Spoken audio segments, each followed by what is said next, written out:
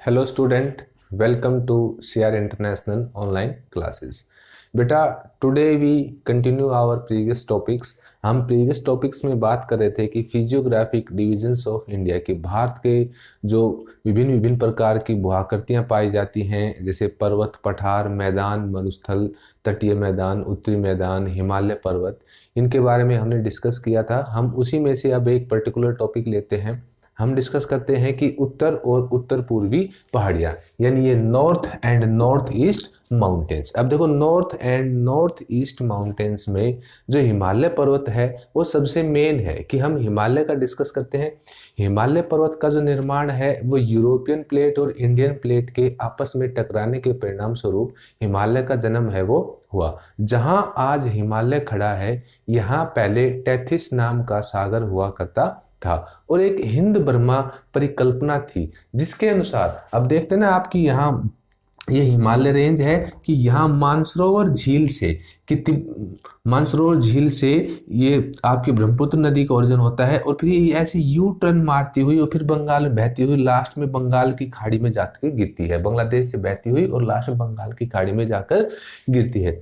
कुछ नदियां ऐसी हैं जैसे सतलुज, सिंधु, गंगा, ये ब्रह्मपुत्र, इन नदियों का जन्म है। ये हिमालय से पहले भी ये नदियां बहा करती थी और ये आज भी अपने पुराने रास्ते का ही अनुसरण है वो कर रही है।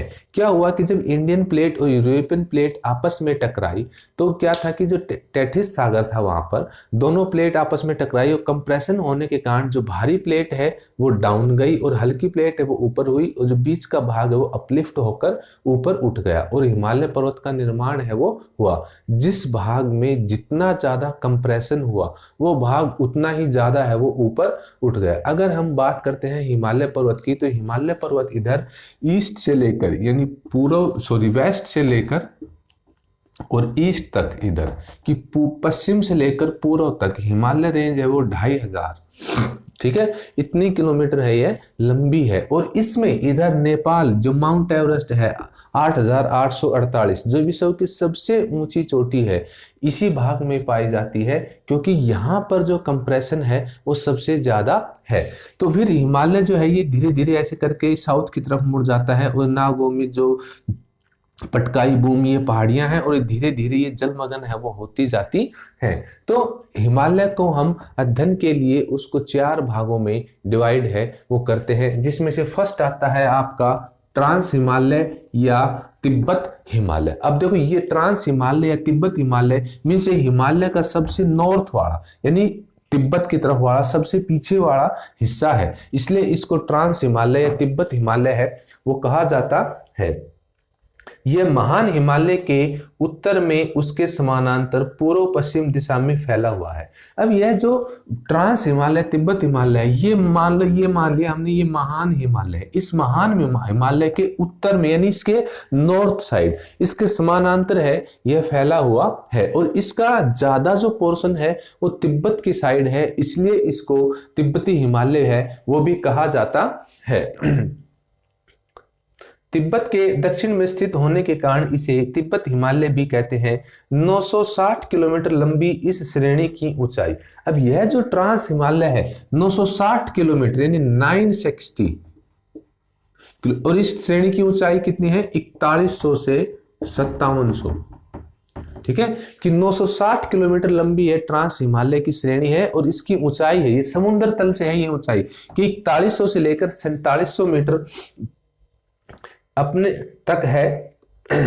अपने मध्य में यह श्रेणी 225 किलोमीटर तथा पूर्व और पश्चिम किनारों पर 40 किलोमीटर चौड़ी है और ये इसका जो मध्य भाग है, मिडल पार्ट है, यहां पर यह कितनी है 225 किलोमीटर, ठीक है, और पूर्व और पश्चिम में यह श्रेणी है वो कितनी 40 किलोमीटर है वो चौड़ी है। ये हिमालय का सबसे दक्षिणी सिरा है, यानी दक्षिणी हिमालय का सबसे उत्तरी सिरा है। इस श्रेणी में मुख्यतः कराकोरम, लद्दाख, जास्कर तथा कैलाश श्रेणियां सम्मिलित है।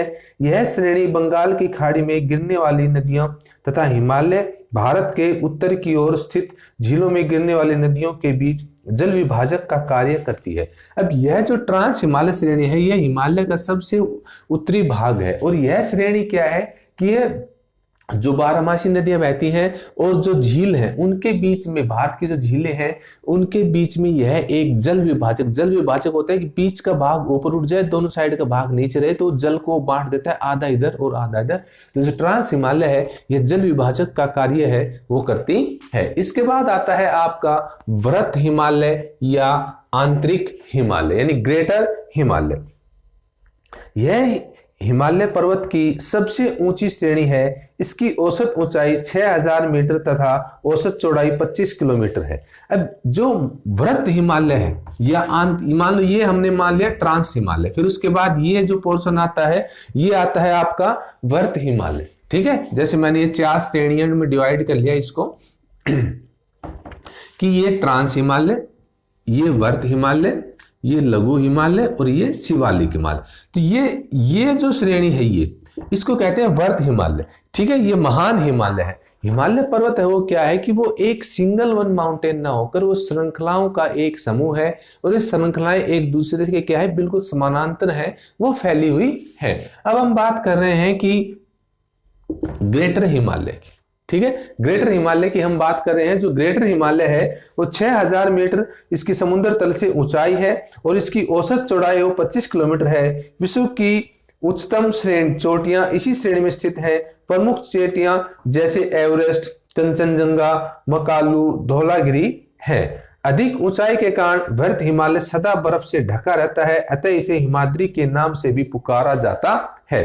अब ये जो वृहत हिमालय है ये ग्रेटर हिमालय, ये हिमालय का सबसे ऊंचा पोर्शन है, क्योंकि कंचनजंगा, माउंट एवरेस्ट जो सबसे विश्व की ऊंची चोटी है माउंट एवरेस्ट 8848 वो इसी श्रेणी में है। और यह क्या है कि समुद्र तल से 6000 मीटर की ऊंचाई के ऊपर है और इसकी जो औसत चौड़ाई है वो 25 किलोमीटर यानी 25 किलोमीटर है। और समुद्र तल से ज्यादा हाइट होने के कारण इसकी जो चोटियां हैं वो सदा बर्फ से ढकी रहती है, यानी वहां पर सदा बर्फ है वो जमी रहती है। इसके बाद आता है आपका ये वाला पोर्शन, जैसे इसकी हम बात करते हैं, ये पोर्शन है आपका लघु हिमालय या मध्य हिमालय। ठीक है,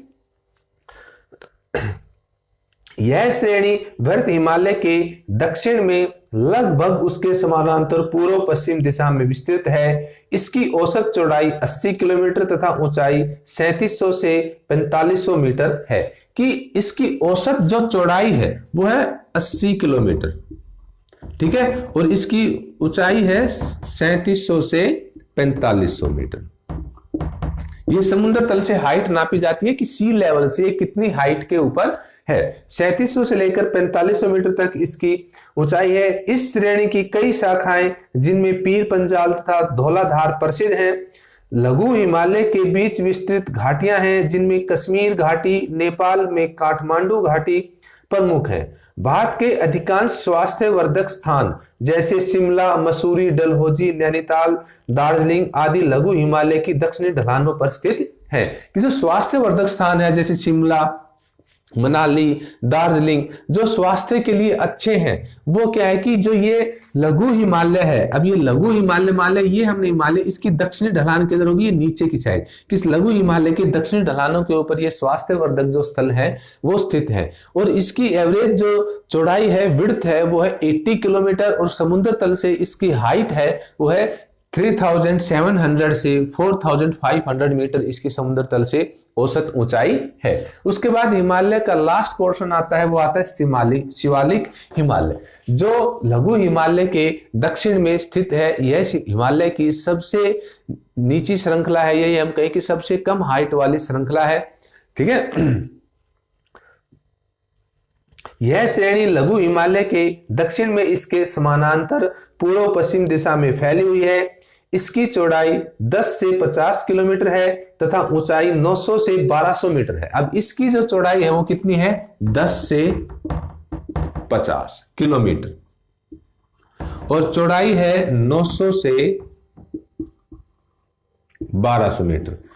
900 से 1200 मीटर यह हाइट पर है। तो हिमालय की और 3 श्रेणियों के कंपैरिजन में यह जो श्रेणी है इसकी हाइट है वो कम है और इसकी चौड़ाई है वो भी कम है, 10 से 50 किलोमीटर इसकी चौड़ाई है। ठीक है,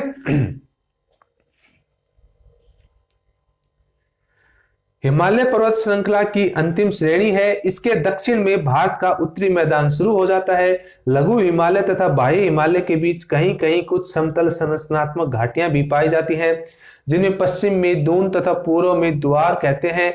देहरादून, कोथरी दून तथा पाटली दून इसके प्रमुख उदाहरण हैं। ठीक है, ये शिवालिक हिमालय है, हिमालय की सबसे लास्ट वाली श्रृंखला है। देखो बेटा, हिमालय है वो क्या है कि एक ऊंचा पर्वत है, लेकिन यह एक सिंगल वन माउंटेन ना होकर यह पर्वत श्रृंखलाओं का एक समूह है। इसकी स्टडी करने के लिए इसको हमने 4 अलग अलग पोर्शन में डिवाइड किया, यानी इसके 4 टुकड़े किए। जैसे फर्स्ट आता है आपका ट्रांस हिमालय, जो सबसे नॉर्थ में है। इसका अधिकांश जो भाग है वो क्या है कि तिब्बत में स्थित होने के कारण इसको तिब्बती हिमालय है वो भी कहा जाता है। उसके बाद आता है आपका ग्रेटर हिमालय, जो हिमालय का सबसे ऊंचा पार्ट है, और विश्व की सब ऊंची जो चोटियां हैं वो इसी श्रेणी में पाई जाती हैं, और यह समुद्र तल से 6000 मीटर की हाइट के ऊपर है। ज्यादा हाइट पर होने के कारण यहाँ पर सदा बर्फ है वो ढकी जमी रहती है। उसके बाद आता है आपका लघु हिमालय, जो ट्रांस हिमालय के दक्षिण में स्थित है। और उसके बाद आता है आपका शिवालिक हिमालय, जो शिवालिक हिमालय है वो हिमालय की सबसे दक्षिणी श्रृंखला है, और पूर्व पश्चिम दिशा में 10 से लेकर 50 किलोमीटर इसकी चौड़ाई है। ठीक है, और यह समुद्र तल से 900 से 1200 मीटर की हाइट के ऊपर है, और यह हिमालय की सबसे दक्षिणी श्रृंखला है। आगे के जो रिलीफ फीचर्स हैं इसके